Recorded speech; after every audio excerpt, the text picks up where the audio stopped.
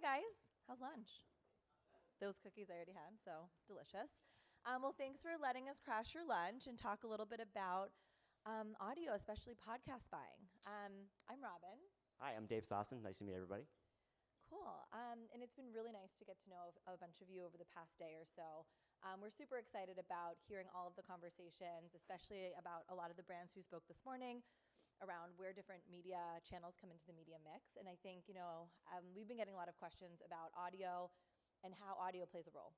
So we'd love to kind of take you through a little bit around how we're thinking about podcast buying and how we would love to help make AdsWizz synonymous with audio for you guys. So let's kick it off.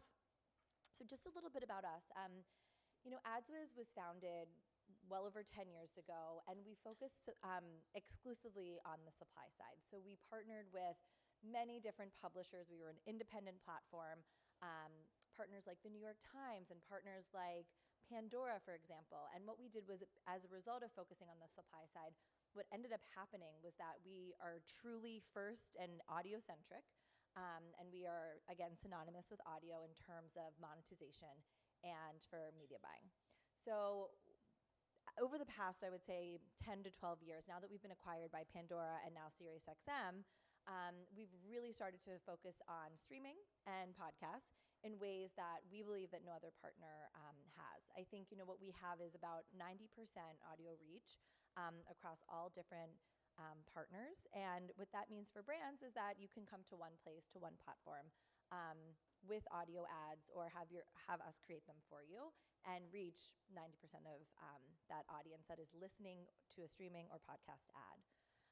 One other thing that we're really excited about, which we thought would be super cool to talk about today, given that this is a planning and buying summit, is our media planning and forecasting tool. So I think that we've been building this into our platform over the past few years. Now we've made it really easy on the podcast side to forecast and to show availability for different podcast hosts with our new Programmatic host reads platform.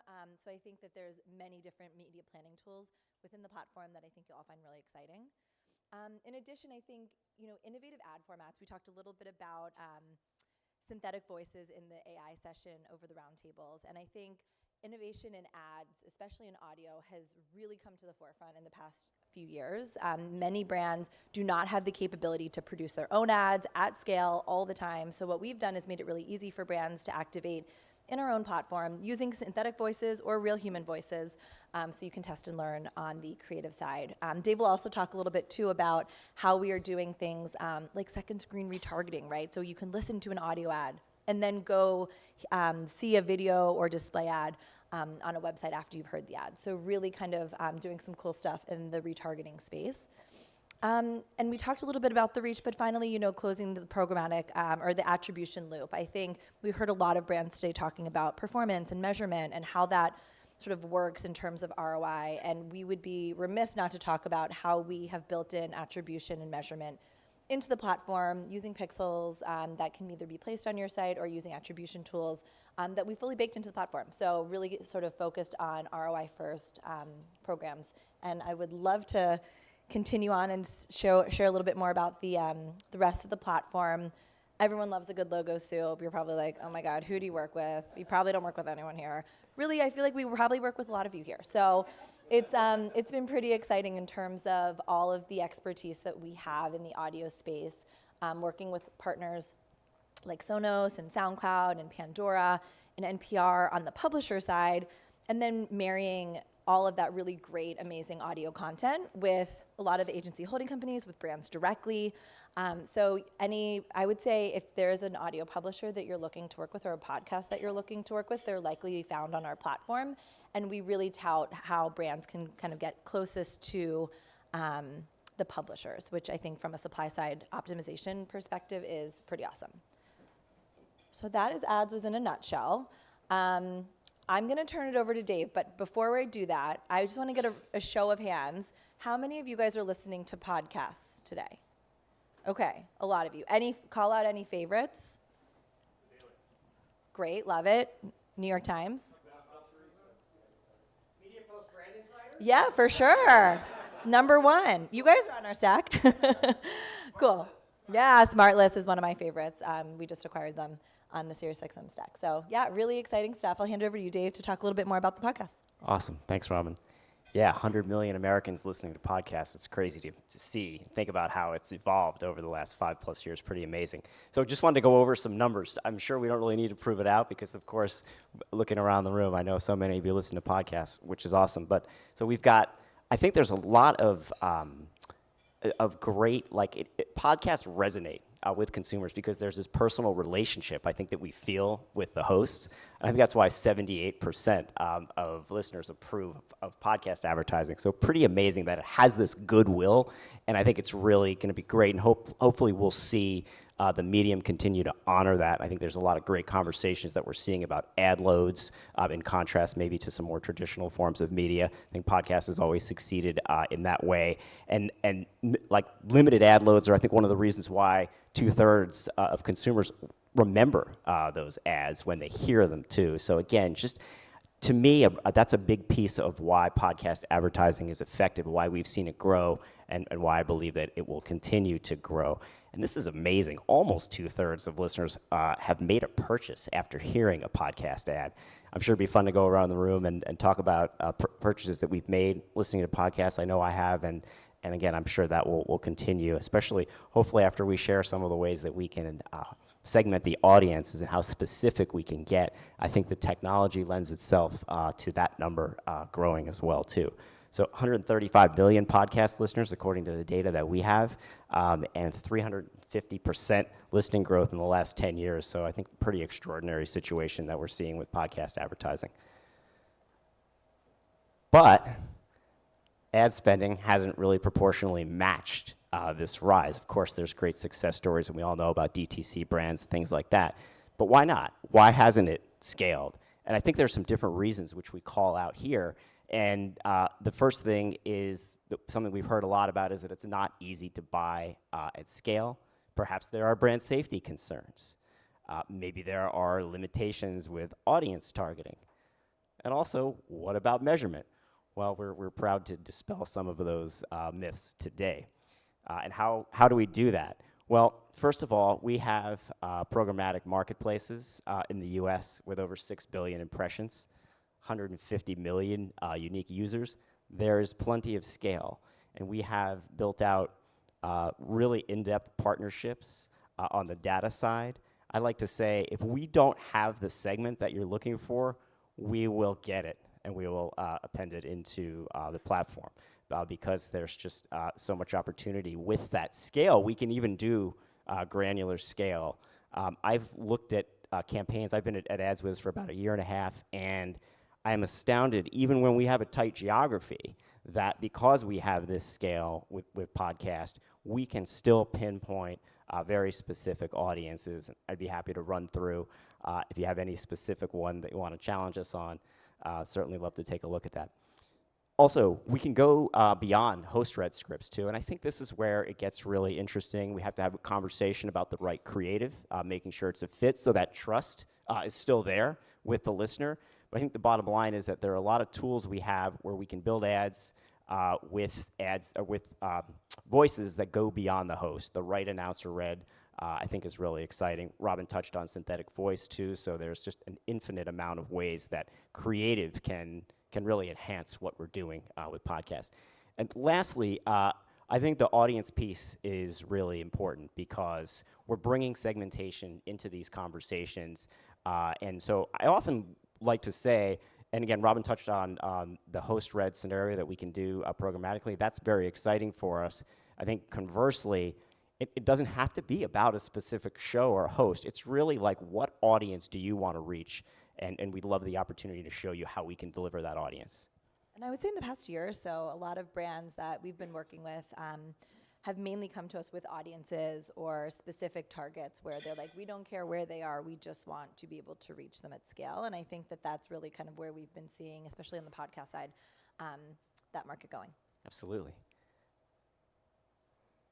Great, and there's other tools that are available too. The robustness of the contextual targeting platform that we have available is pretty extraordinary. We've partnered with Comscore's Proximic team to build out our predictive audience platform, which is brand safe, and it's a cookieless. platform for contextual targeting. In fact, even beyond that too, on the healthcare side, because Comscore has a partnership with Symphony Health, we have 100 plus health-specific segments, which is pretty incredible because, of course, with HIPAA, things like that, that can be pretty challenging. So again, there's a lot of different categories. I personally, maybe 3-4 years ago, wouldn't have thought healthcare would have been a conversation that we could have had when it comes to podcast advertising, but now we can. And we have case studies, too, where we can talk about lowering cost per acquisition on a couple specifically for automotive. I'm happy to share these case studies with anybody, just as a proof statement, because I'm sure you're wondering, tell us, show us, and we actually can do that. From a brand safety standpoint, this is another area that I'm personally really excited about, too, because there's a few different components that we can bring into this conversation. We do have an AI-powered contextual targeting platform that goes hand in hand with our predictive audiences, because we have transcription, right? We are transcribing everything on the platform when it comes to podcasts, and that enables us to essentially make sure that the brand associations that you're looking for are going to be sustained and upheld. So there are ad quality controls that we have in place with Comscore. We're beta testing something with Barometer right now, too. That's, I think, really exciting. And these are very easy switches, if you will, that we can pull in terms of these campaigns right during setup to ensure that brands aren't running in anything objectionable. And then we've also got a third-party platform in terms of the targeting via Comscore, via predictive audiences, that is over 300 segments. And again, that's a cookieless environment, and that goes along with how you'll see this case study here over on the right about NPR utilizing our AI transcription technology for a successful campaign. So lots to talk about on the brand safety front, too. And we can even dive deeper and look at brand suitability, which is even more in depth in terms of the availability of sort of categorization that we can look at in this conversation. All right, great. Let's just talk about measurement for a second, too, because I think this is another area where I feel like audio has really grown in the last several years. I started my career in traditional radio, and I find it really fun to think about how radio and now audio has always been viewed as a great branding medium. I don't think that'll ever change. But now what's really fun to me is that we're having down-funnel interaction conversations. And we're doing it with something called Audio Pixel. Robin alluded to this earlier. We've got our own in-house tracking pixel where we can track up to 8 online conversion events, unique events. And for that, it just gives us an opportunity to utilize a proof statement. We're actually driving traffic and converting and being able to measure that, too. Shake Me is actually streaming specific, not specifically for podcasts, but this is a mobile interactive unit where, believe it or not, we see 0.5 to 2.5% interaction rates with Shake Me. We have some great case studies on that, too. So if you're looking at audio streaming as a complement to your podcast strategy, Shake Me is really interesting as a mobile-focused tool. And we also have third-party brand lift studies that we can do, whether we're trying to look at foot traffic lift or something like that, too. So also, additionally, we have case studies that specifically speak to measurement, too. And again, I think this is another area where we're going to see a lot of growth with podcast. We'll continue to see momentum because we're looking for something that we can look at as far as a KPI on the back end. Certainly measurement's key there. All right, so that sounds great, but is it easy to buy? And yeah, absolutely it is. And Robin can talk to you about specifically the DSPs that we're connected with. Yeah, so I think in general, we just want to make it easy for brands and buyers to buy the way that they want to buy, right? So if you're already working with the Trade Desk or DV360, great, no problem. We don't have open exchange inventory, but we make everything available through private marketplaces that you can activate that can be custom for your brands, or we can activate on our own platform on our AdsWizz DSP called Audiomatic. Yeah, the Audiomatic DSP has built for audio technologies integrated into the platform, whether it's like Audio Pixel, Shake Me, our second screen audio to display retargeting. And we also have a level of transparency, 20,000 plus shows, over 1 billion impressions, 250 million unique listeners, where you're going to get the show level information in your reporting. There's opportunity for episodic as well. So there's a lot that's happened, and this is really just like continuing to evolve in real time, and there's just going to be more and more opt-in to this too. And our marketplace, our AdsWizz podcast marketplace, this is a requirement. And we've had great opt-in in this, and again, I think that we'll continue to see podcast publishers invest in this because we all know how important that is. Great. I do want to talk a little bit about audio in the mix because, again, I think audio does get left out a lot in this conversation. And what we've seen, we have some great research from SiriusXM Media on how audio can complement other media that you may have in the mix too. CTV jumps out as an example where we've got a study that we're happy to share where audio is increasing the effectiveness of CTV campaigns. And I think that speaks to audio's power as a companion medium, right? Whether you're listening via headphones or having a very foreground experience with a podcast, audio definitely, we can see from the case studies that we've referenced earlier, has a lot of engagement.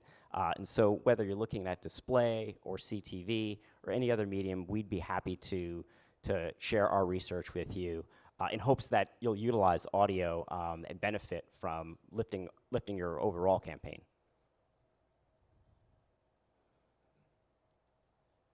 Great. So as far as like when is the last time, like the right time, we can think about like just podcasts as a part of the media mix for a lot of the reasons that we just talked about too. And also like how do we choose audiences that are going to maximize reach. I think that's another conversation that we can share with you is how we can add incrementality there.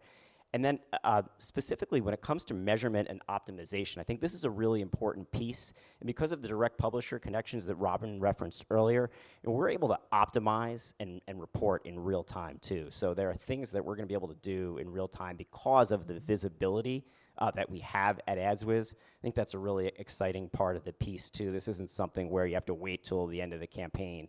And we can build that in a bespoke way too in terms of what kind of dashboards we're looking at as well as what kind of reporting that we're doing. Great. Okay, so just to close, podcast ads, and we're really enthusiastic and excited about how effective they are. And because of all the things we just talked about, we really feel like it's a dream. And I don't know if you want to make this point here about yes. I love it. Yeah, gone are the days where we're just gonna like go send an email to Conan and say, "Hey, Conan, can you do this host read ad for our brand?" I think you can really now scale beyond just the host read ads and provide that incremental reach with layered audience buys using your own first-party data. Yeah, and there's not that audience gap maybe that existed where you did have to formally buy a specific show now, bringing in an aggregation based on context. And then filling that gap with audience targeting with certainly something that we can do in a very sophisticated way. And the brand safety concerns, happy to walk anybody through a demo while we're here, just with all of the different buttons that we can push there to ensure that brand safety is something that we can do. We still get a lot of questions how viewable our audio ads are. So we can help you figure out how to have a brand safety strategy in audio. Cool. And measurement, again, there's multiple layers when it comes to measurement and how we can do that. And activating is very easy, whether it's working with a third-party DSP, working with our DSP, doing managed service campaigns. We can all set that up pretty easy. Synthetic voice, which we touched on earlier, is now available directly in the Audiomatic platform too. So if you have a client that perhaps wants to work with audio but doesn't have creative, we can build creative in real time. So that's something that we'd love to show a demo on that as well. We're just super excited about all the capabilities on the platform, especially the programmatic ones and all the tech that we offer. So feel free to come find us if you have any questions. But thanks for letting us crash your lunch.